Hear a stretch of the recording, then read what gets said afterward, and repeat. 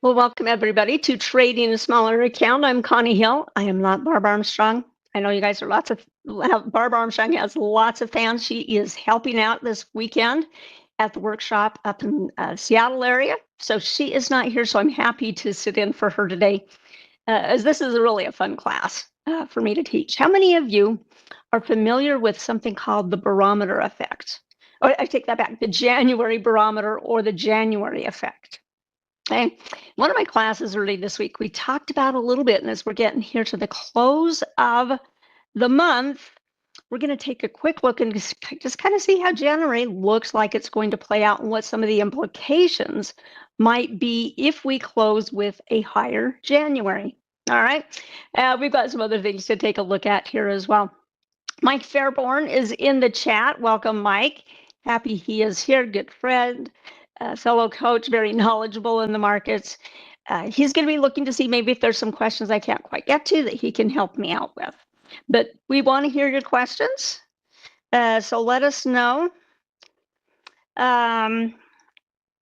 We're both on X, and I hope you're following us. I'm Connie Hill CS. Mike is Mike Fairborn CS. We'll post educational content out in our X account throughout the day. And it's also a way you can communicate with us, right? There are limited ways that you can do that, and X is one of those things. Those of you that are maybe watching this on the recording, when you have questions, go ahead and put them in the comment section of YouTube, because I go back and look at those every day, make sure I get your questions answered quickly as well. Let's go through our disclosures and talk about our agenda for the day. And happy to see so many friendly, familiar faces out here in seeing you here in the chat, being active with each other. As Barb would say, the usual suspects are here. Well, let's get through these disclosures here. Options carry a high level of risk and are not suitable for all investors. What we talk about today is for general informational purposes only and should not be considered recommendation. We're going to use the Paper Money software application. It's the most robust version of Thinkorswim. I think the mobile's really nice. The web is really nice, and both of those keep continuing to get improvements, but the desktop is where you have a lot of functionality. Past performance is no guarantee of future results. One thing that's different about Paper Money, and this we run into sometimes, is that when you are short an option, it will never assign I shouldn't say never, it does not assign typically early, okay? And that's different than your live account. Your live account, man, you can and you could be assigned early on something, but it doesn't mimic that in paper, so we try to make you aware of that. All right, we will take a quick look at the markets. We are going to do some example trades here for sure. And then I was here a couple of weeks ago for Barb, and we did a couple of trades that we can do some follow-up on today to see how they played out or are playing out for some feedback on managing trades. All right.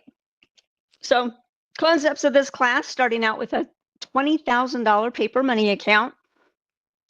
Your account may be bigger, your account may be smaller. The amount you're working with, definitely could vary. But what we're saying here is, well, if we're going to do a stock position, we're not going to put more than $5,000 into it. That's the limit. And when we're trading, we don't want to risk more than $400 to $500. So $500 is that absolute ceiling. That means we're probably going to be focusing on things that are a little bit shorter term, maybe intermediate term, as opposed to something long term. And we're going to be going both bullish and bearish directions. In fact, we're going to do a little bit of each here today. Bullish strategies, most of the time, are going to be long stock, long calls, short puts, buy right covered calls, short put verticals, long call verticals. On the bearish side of things, typically it's going to be long puts, long put verticals, and short call verticals that we'll use. Once in a while, we'll dip into iron condors, some calendars. I don't know if Barb does many diagonals in this class, but that could be a possibility. But those are going to be the bread and butter strategies that you see listed here that we're going to use in this class. All right. Let's go ahead. Let's hop over to my Thinkorswim. And we have a couple of trades. We're going to start out with a couple of trades that we put on. Now, one thing I always encourage classes to do, or people in the classes, is to If you're trying to learn a strategy, maybe do the paper trade along with the instructor so that you kind of have some information about it. And then as you're monitoring it, because really that's what it comes down to, is monitoring these trades and making decisions, how to manage them. So if you kind of go through that process with us, that will, I think, turn some lights on for you. Okay, trade number one we're going to take a look at is CCJ, Cameco Corp. And I've done a little bit of writing here on the screen. We did a long call vertical with this stock, CCJ. I'm going to zoom in here. We did a 115, 120 long call vertical that expires February 20th. We got in here on this date 2 weeks ago. That was the 16th. And we basically put in an exit order that said, you know, if we get 80% of our max gain, let's get out. And sure enough, that happened 2 days ago on Wednesday, ran up, hit with the target that we had plugged in there that said, get us out. If we get, I believe it was 70%, because that's one I use commonly. If we get 70%, let's get out. It hit our order. It cashed in for us. And you look at this and you go, oh, isn't it nice that we had an order sitting out there to exit? Because what happened next? Big drop yesterday, although I know it looked like it recovered here with that long shadow, and then down again today. And so if you don't have something in that, or, you know, taking some profits when you're like, I've got a decent chunk here, you can find yourself in a situation where you're like sitting there with a nice little profit. Have any of you seen this before? You have this nice little profit and then it starts melting away and you get really annoyed. At least I get the annoyance. Okay. You might do something else. But just the idea that you're watching it melt away and you're like, oh, darn, I wish I would have been a little bit more proactive about that. And it's hard to watch everything all the time, which is why it's really helpful to put some exit orders in your positions. Okay. On this one, we go to the monitor tab here real quick. We paid $2.15 for it. We ended up, our little order sitting out there, we said we'll be happy if it gets to $4.12. Let's get out.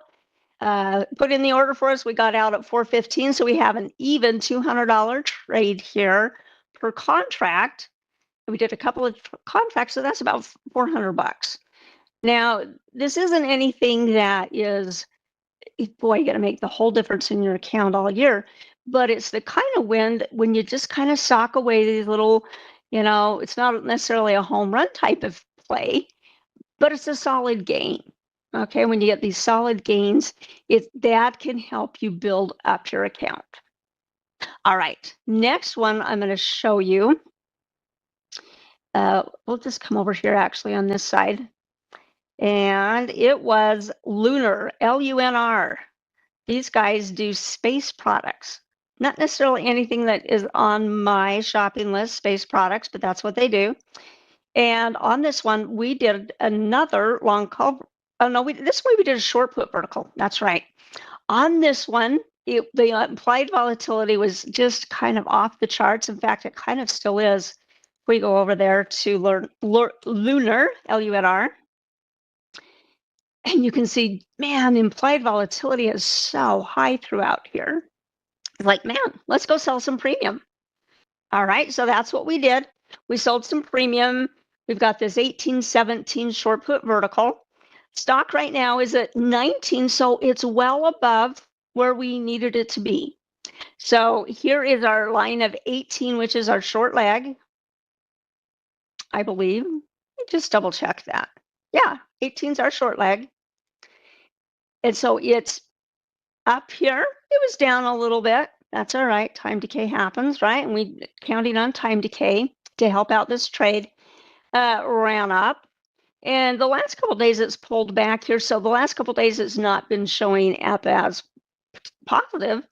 But this is certainly one that we're just going to let it continue to work, let it continue to erode.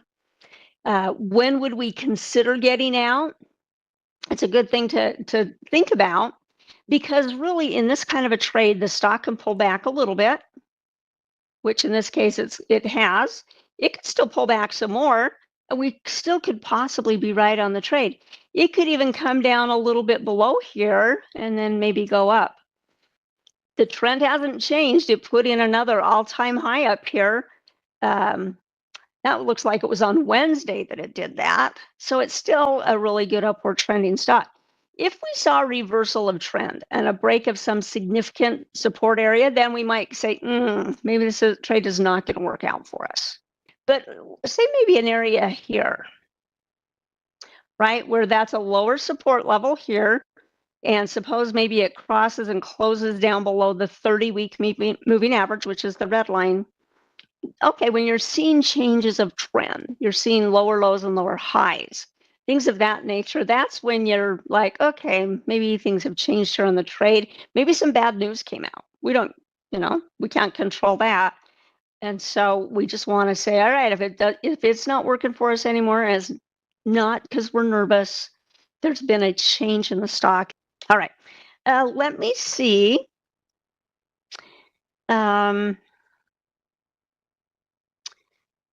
On that, I was looking to see if I caught all the questions here. Mike's been helping me out here. Oh, Chris says his crystal ball failed to tell you that precious metal stocks would fall today. Man, Chris, we're all disappointed in your crystal ball there. All right. Andy says, by a breakthrough, do you mean on a daily chart or a 5-minute candle? Most of these trades, like this one, you're probably going to be looking at on a daily chart. Okay. Some people, if they're doing some really quick turnaround trades, some day trades, things like that, they will look at intraday moves, but their rules are probably different, what they're looking for. I mean, one thing that happened, let's clean this up here a little bit on SPX, and we saw this on NASDAQ as well yesterday.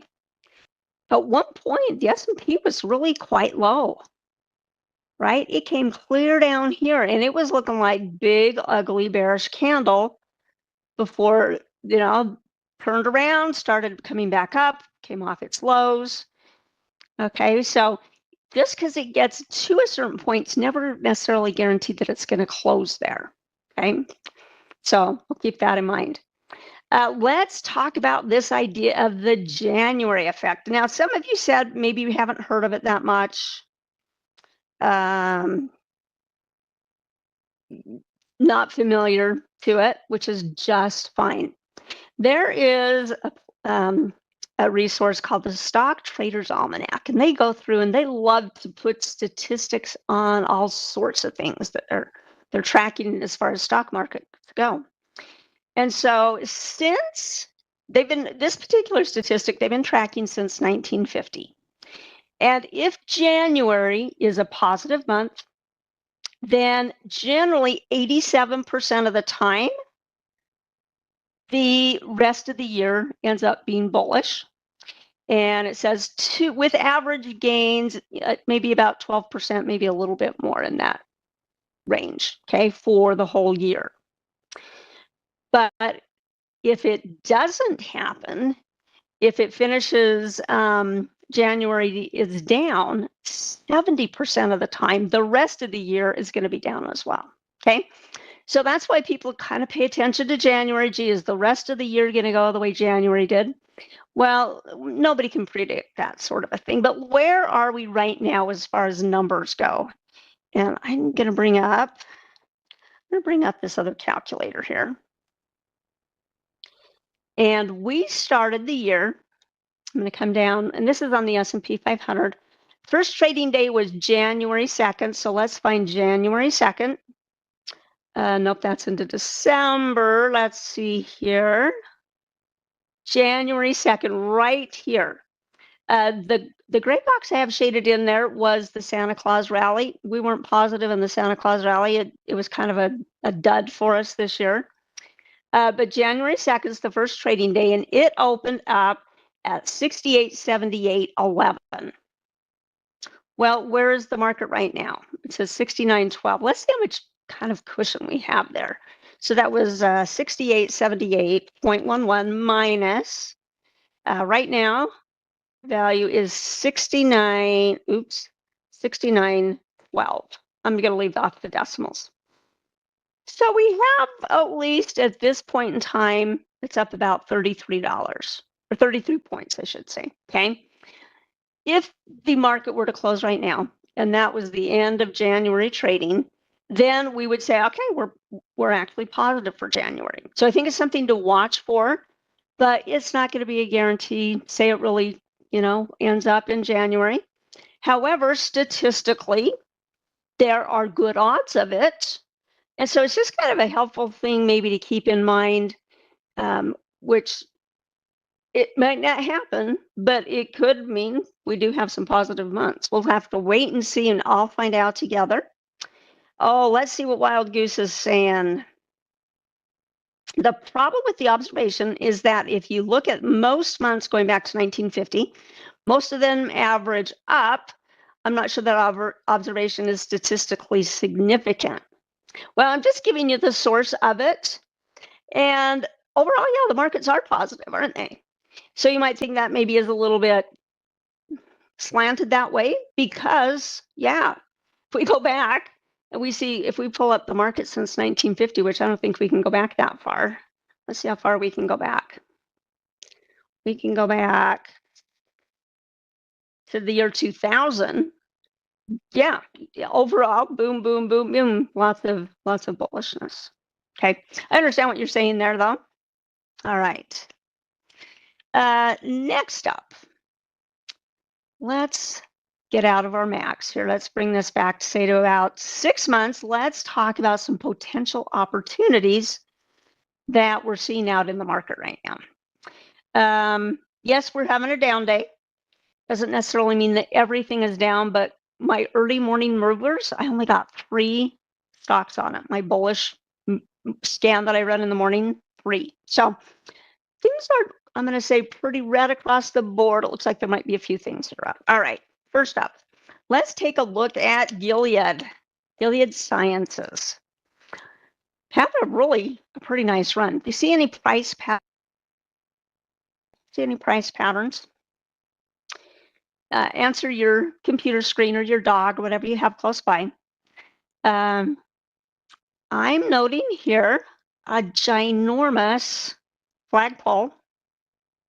2 days of flagging so far.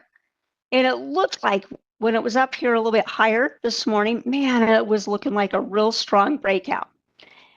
Now it's maybe a little bit, because of that pullback, maybe not as strong as a breakout as it was looking like earlier.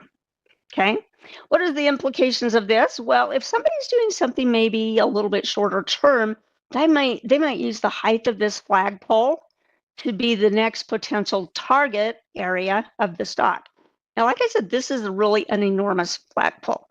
Some people might be happy with half the flagpole. Now I'm going to duplicate it. I'm going to scrunch down my chart here.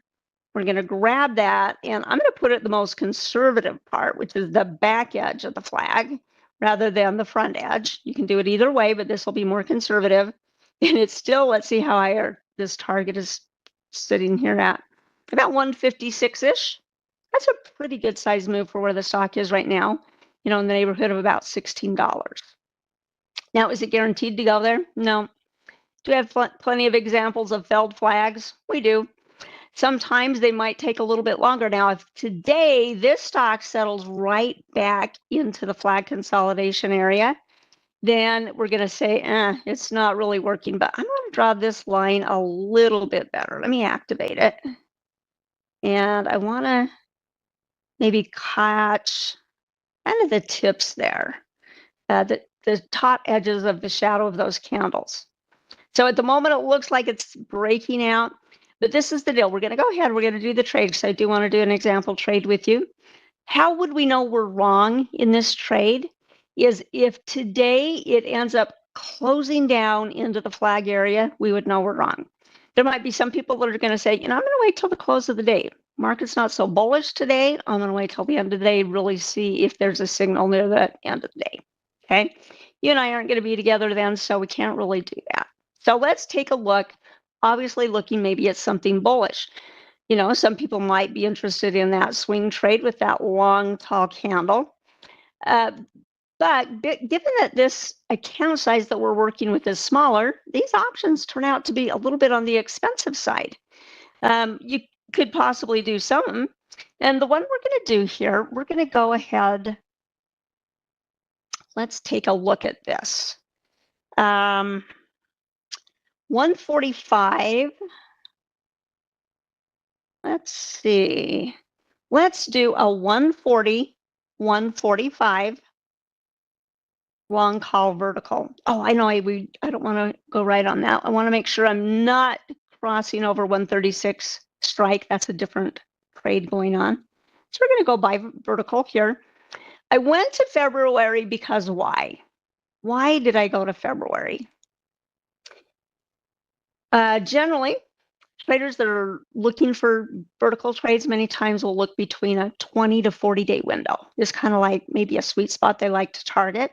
Sometimes it goes a little bit longer than that. Sometimes we're out there at 50 days.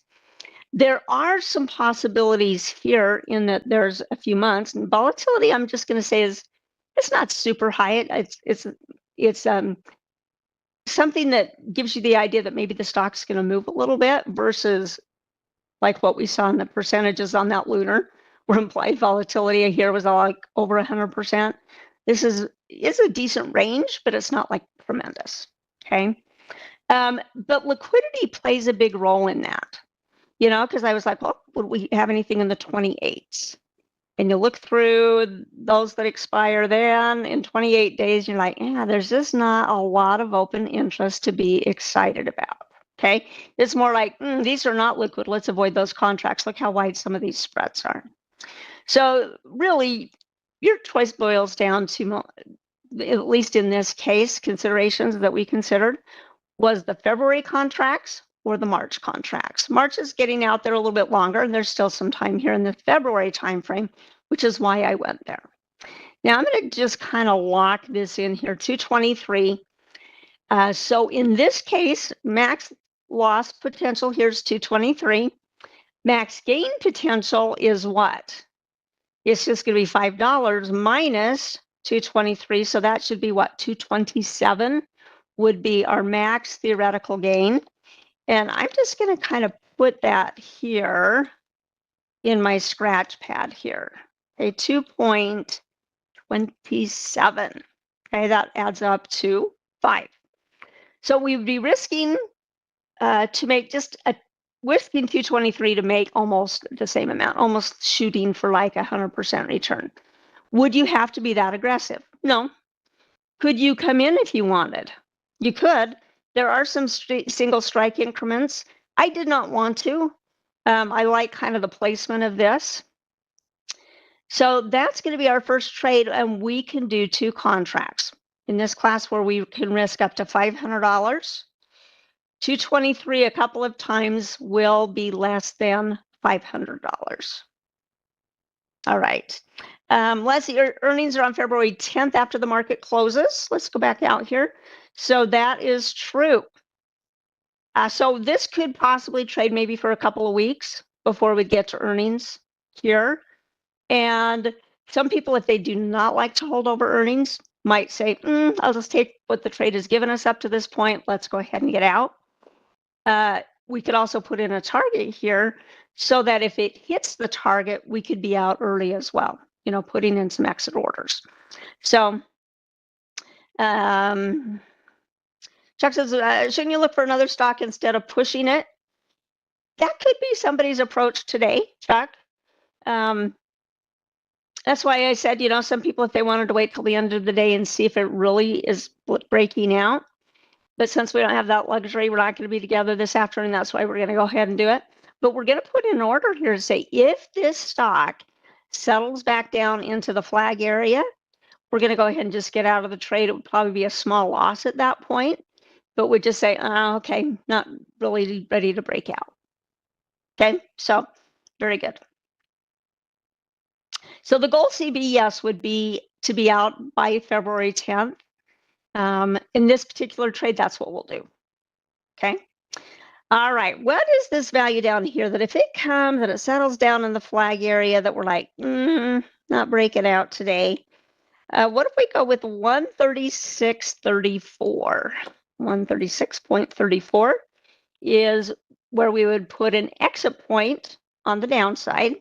And let's put in a target side on the top. Okay. I ask you guys all the time in my classes, what is a percentage that you would be happy to walk away with, right? You'd say, no questions asked. If I get X percent of it, I'm out of there. Could be 50%, could be 70%, 60%. If you get, say, 70% in the first week, you might go, good enough. I'm out of there, right? So you get to decide what that is.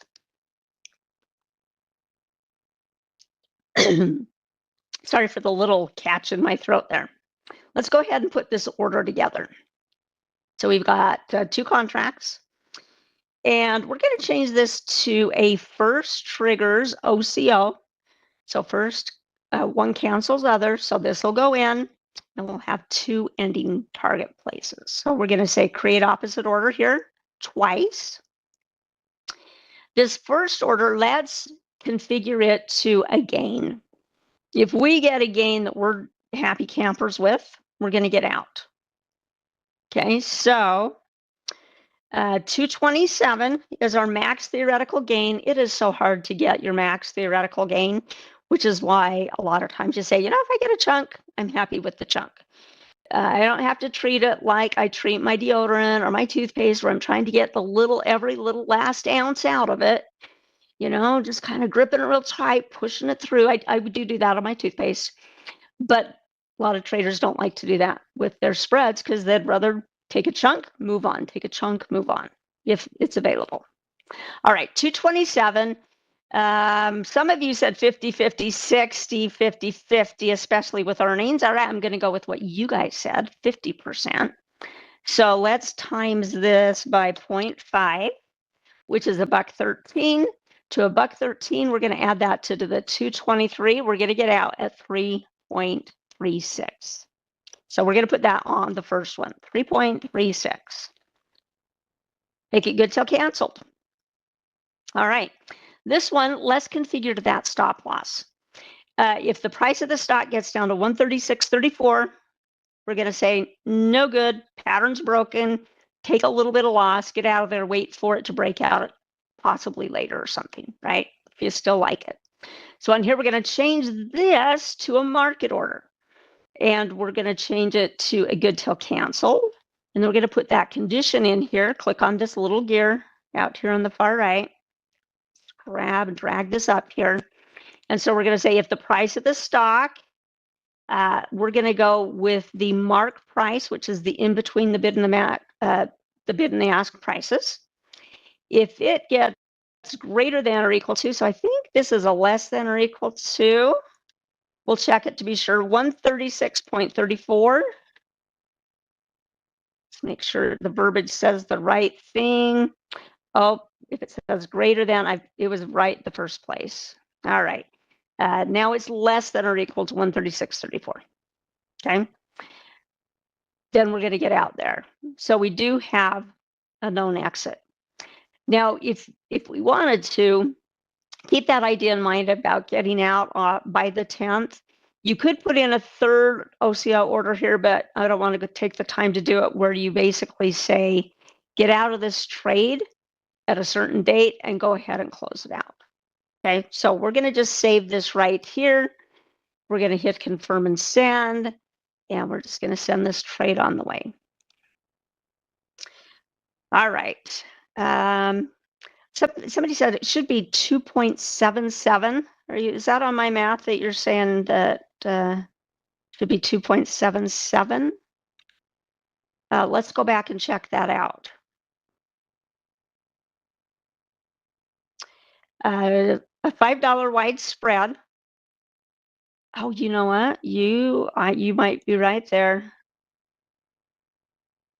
5 minus 2.23 is indeed 277. Who is that? Whomever you get a chocolate bar tossed your way. My favorite are the little Dove bars. Okay, I appreciate you saying that. And I apologize. We're going to multiply that by 50%. That takes us to 1.38 plus 1.23.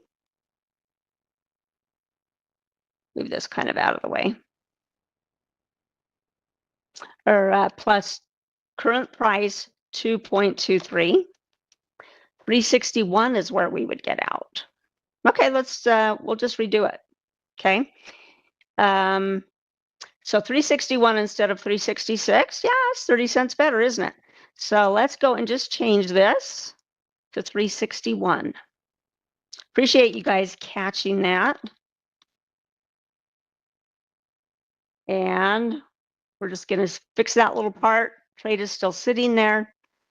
Looks like they want us to pay a little bit more for it now than initially, which means Gilead must be recovering a little bit here.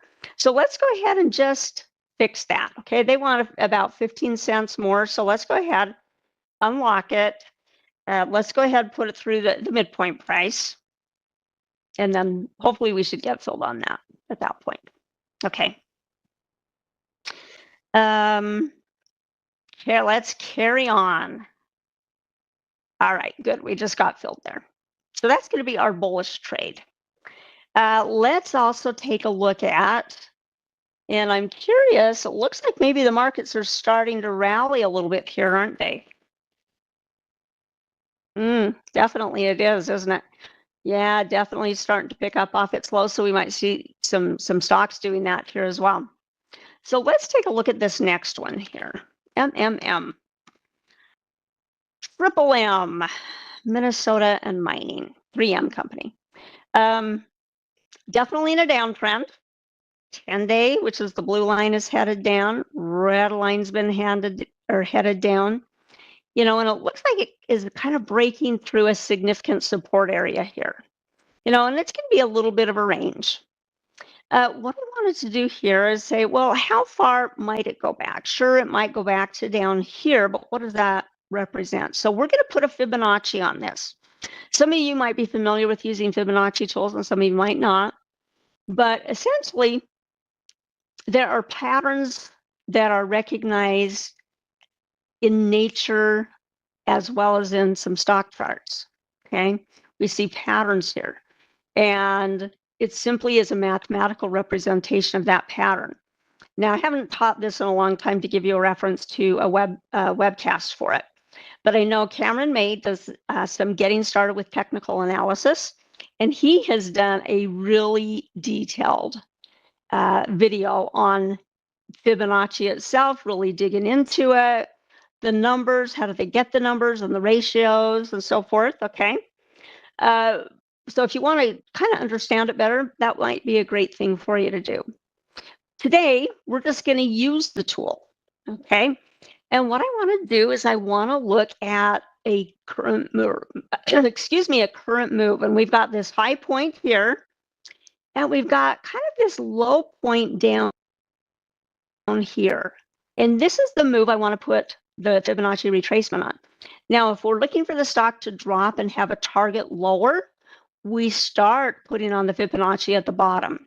If it were bullish and we were projecting it maybe to go above where the Fibonacci starts, then we would start at the top up here. But for this one, we're going to start down here. I'm just going to grab the lowest point. I'm going to click, and I'm just moving my mouse up here, and I'm going to try to get it pretty close to the top of that candle, so we can see this. So it has made, basically, kind of came back down to below that point. Now it's lower than it. And the next stopping area, according to the Fibonacci, says, you know, maybe around here, around 148 and change. Okay. If we look at that, oh, look at that. It kind of corresponds maybe to some bottoms down here. This bottom here maybe goes a little bit lower, but maybe it'll correspond with that area of support that it had here back in October. We would see. Okay. So on Triple M, it is as a result of their earnings. They had this big drop, disappointed, stock rallied up, rolled over, now breaking through that support level. So trade-wise, let's take a look at this. We're going to be looking at a bearish trade here. This one, let's look at our February 20s. I think these prices are still going to work out for us pretty good. And let's get into an area where the at-the-monies are. So 152.87, so 152.50 is our at-the-money strike price. And I was actually looking at 155, 150. Okay. All of them have some great open interest in here, so that's good. The spreads, generally speaking, today are a little bit wider than, I'm going to say, normal. Okay. When we get spikes in the VIX, what can happen to the option prices? They can swell, they can spread out, they can become a little bit wider. So I'm cognizant of that, but we're still gonna proceed with the trade, and we're gonna do. Let's see what the numbers look like here for 155. We're gonna do a buy a long put vertical, and instead of 150 250, we're gonna change this to 150 here. So it's a $5 wide spread. Now, interesting, that is actually pretty close to the one that we just did, wasn't it? It would cost basically 228 to make what, 272. Okay, we would be risking 238 to 272. Now, if somebody wanted to, you could do the 5250. I just didn't like that wide of a spread on it, which is why I was a little bit more comfortable going out 5 strike prices on it. Okay, but you could do whatever you're comfortable with. And we don't know if the implied volatility is going to stay, high, and if those spreads are going to stay out a little bit wider than normal because of that, we just don't know. And so, but we're willing to just maybe work with some midpoint numbers. Okay. So let's go ahead. Oh, it's creeping up here a little bit. Let's go ahead and lock that in as far as, okay, that's the price that we want to go. Now on this, a couple things. We could put in a profit target. We could put in a target down here at, say, we're coming to this 148.30 area. I'm going to let you guys vote. Okay. Would you prefer to put on a profit target to exit at, or a target based on this Fibonacci? Go ahead, type your answer in. I'm being very democratic today, letting the whoever answers gets the most answers in their favor is what we're going to go with in the class. Okay, so go ahead, chat in. Do you want a target down here at 148? And we may come up a little bit, maybe say we go 148.50 or something. Okay, a little bit beyond, all the way to the 30s. Or do you like that idea of doing a value? Okay, we've got fib. We've got profit target, fib level. Okay, you guys want to see the fib level here. Let's do the fib level, okay? So what we're going to do, we could put in 148.30, or we could just kind of go up a little bit higher. Like, don't make it really stretch down to all those pennies, okay? So on this, why don't we go ahead? Let's put this at 148.80. We'll go up 50 cents higher, okay? And we'll use that as our target. Now, what about if we're wrong? How are we going to know if we're wrong on this one? It would take some movement to show us that we're really wrong. But, if this stock were to do an about face, turn around, and maybe march through this 100% area, which should act as resistance for the stock, then we might say, okay, yeah, it busted through that strong resistance area. Perhaps the trade is not going to work out as we expected. So this area is about 158.42. So we're going to use that as our stop. Okay, so 148.80 is the target, 158.42 for our stop. Let's go configure it out. We can again do 2 contracts here. And we're going to do a first triggers, one cancels other. We'll create 2 opposite orders here. All right, both of these we're going to put as market orders, even though we're going to configure the market order with the price of the stock. So let's make both of those GTC. And let's target or put this first one for our target. Okay, let's kind of move that up here. So if the mark price of M is less than or equal to 148.80, 148.80 we decided to go with, right? Actually, let's do it this way. 148.80 or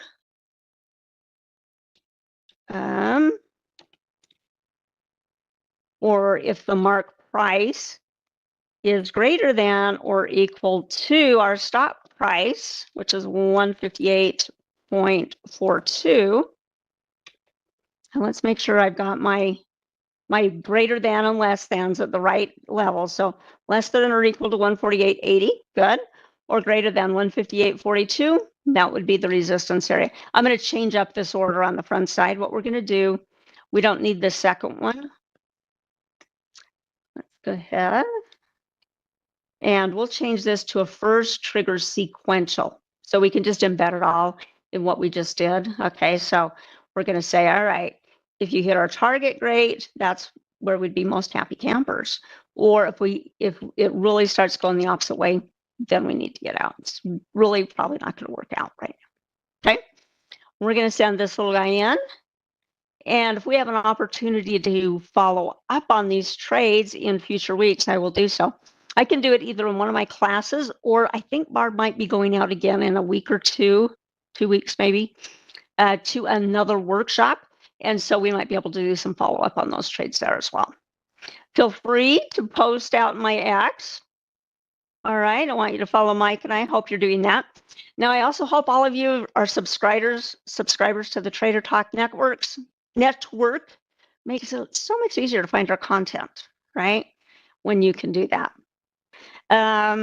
There's a question here from the Shepherd family. This is a long put vertical, right? Just wanted to make sure I had the right understanding. Yeah, Mike got you covered there. It is exactly what it is. Okay. So those are the 2 trades we're going to be focusing on here. Now, I did not see a survey out in the chat there today. We'll do that sometimes. I did not see one here today, so you guys are off the hook for that. But Mike and I would love a follow. Mike Fairborn CS, Connie Hill CS. Become a subscriber to our Trader Talks channel. I'm going to show you something here just really quick, since I have a moment. If you become a subscriber to our Trader Talks channel, it makes it easy, like I've said, to do the content. Most of you, I think, have seen this, right? The you veterans, you are subscribed, you use it. But you can find the playlist for different classes. You can see, well, what's coming up the rest of the day. So Cameron May is going to be up next with advanced charting techniques. Okay. And then you can see what the rest of the day holds here. Up until Mike's going to do our last one today. Mike's going to do market sector analysis. He does such a fabulous job there. We also have what's called bite-sized content. Okay, bite-sized content or short little videos. In this one I did last week, this week, is something I showed in Mike's class last night, which was how to let chart or candle patterns rather be detected by the Thinkorswim charts. Wouldn't that be interesting? See if they detect your candle pattern that you're interested in.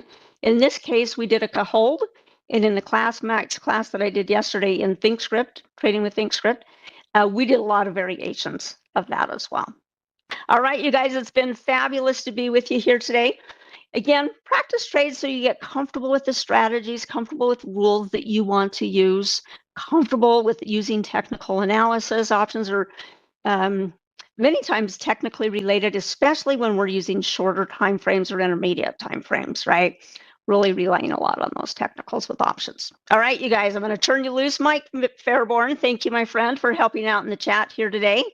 Thank you to our folks behind the scenes. Appreciate you as well. All right, take a break, get a drink, get some more pretzels, whatever you snack on. And we'll see you up at the top of the hour. If this was helpful to you today, hit the thumbs up on the way out. Have a good rest of your day. Bye-bye.